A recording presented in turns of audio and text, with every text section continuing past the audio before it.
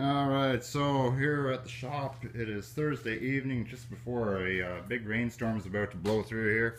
A little update, I've got half the sanding pretty well done.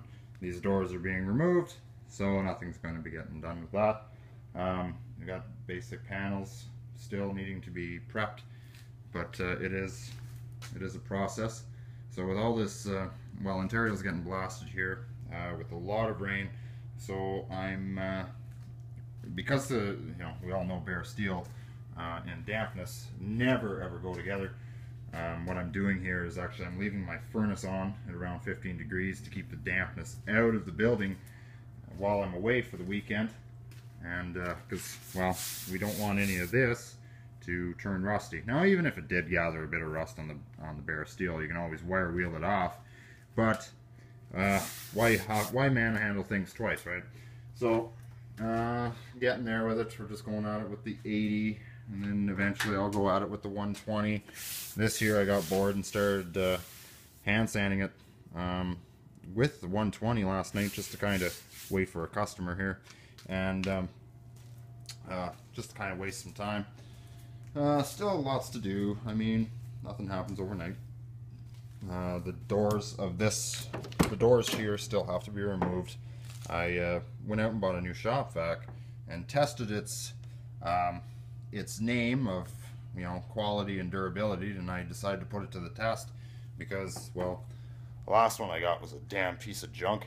So I went out and bought another one and decided to try it out here.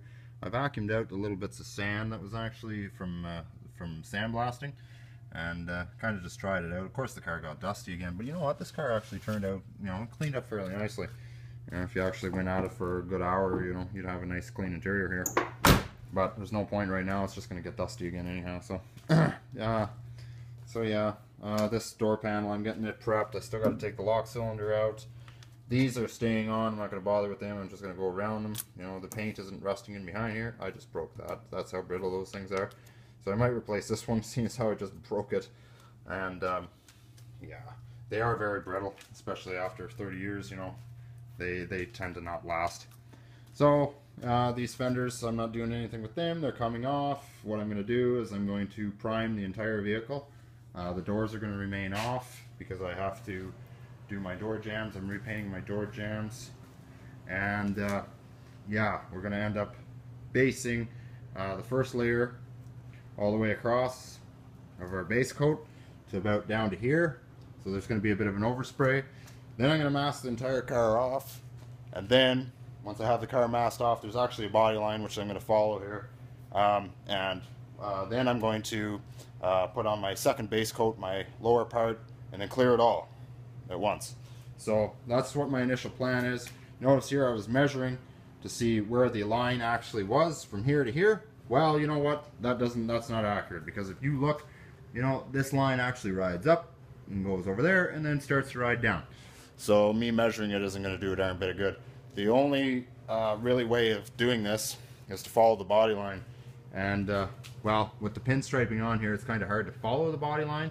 But actually, if we take note on this panel that is already stripped, you can actually see the body line very well. So it actually won't be too bad to make this a two-tone car again. A lot of people might say, hell, that I'm just going to paint it one solid color and be done with it. Yeah, you could. You'd be done it in a day.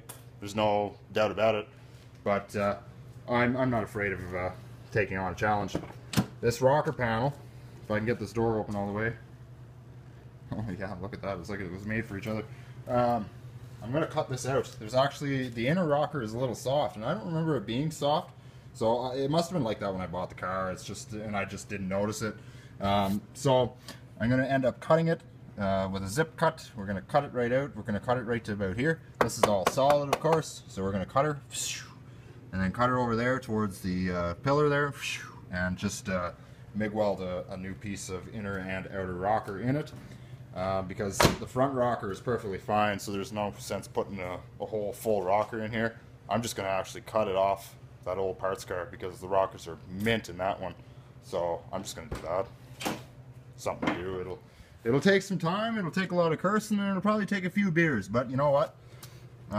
See, technically you could brace the roof you'd have to definitely brace this, because if you were to cut it here, your whole rocker, I mean, the whole thing would go phew, and then you'd be sitting there like an idiot. Wow, I didn't expect that to happen. I've seen it happen too. It's not pretty, believe me. And yeah, a lot of unhappy people that day. Anyway, so yeah, but I won't have to ever resume to that, because this here is solid all the way up to about here, and then it's, yeah, there's some soft areas here. So just one of those things, but here it's just, it's solid as can be. So, you know, one of those G-body woes, as I like to call it. I mean, you drove this car for 3 winters, it was done. Frame was either rotten or the rockers were gone out of it. Just one of those things. So any G-body guys out there, lesson learned, if you live in the white Canadian northern areas of either like Michigan, New York, or even up in Canada where I am, don't drive your bloody car in the salts. Just go ahead and buy yourself a Honda Civic. You know, but because these things will not last, and it's usually the rear frame rails that go. And if you don't believe me, take a look at that parts car. There is a video on my channel about it. The frame was busted in 5 different places, and most of the breakage was right at the rear frame rails. You can't even attach the bumper to the frame because it doesn't exist anymore. So let that be a lesson. Don't drive one of these in the winter. They don't last. And if you actually care about something like this too, you might not want to ever drive it in the winter, period. So anyway, getting there with it. I mean, slow process. You know, things take time. You know, I'm going to rear wire wheel this, because I did prime this just to keep everything from rusting. But now I'm getting near the primer stage where I'll actually be priming the entire vehicle. I went and cleaned that up, and it looks good. Now I have the option of either body filling this or just using filler primer and just live with the little divots in the actual steel.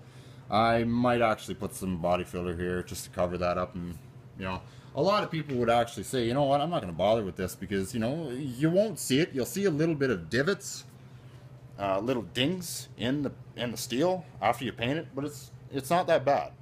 But anyway, I'm gonna, you know, I have the time, I might as well do it. So anyway, that's an update on what's been going on with this vehicle. It is finally started, guys, lads and lassies. It has finally begun, and you know, it's on a long, painstaking journey, but it will eventually get there, and I am getting there. You know, I spent all day yesterday because I had a cancellation. A client was booked and never showed, so I spent the entire day on this vehicle. I still have to take the bumper off, the bezels are out, and the grille still needs to come out, but you know, that's minor. Hood ornament and all that. I didn't bother even prepping all of this yet. I just seen wide open spaces, so I ended up going for it. Doesn't this look like a cute mirage? Like it's like a mural or something. It's actually very trippy. Anyway, guys, more to come. Don't party too hard. We'll catch you later. Take care of yourselves and each other, as Jerry Springer would say.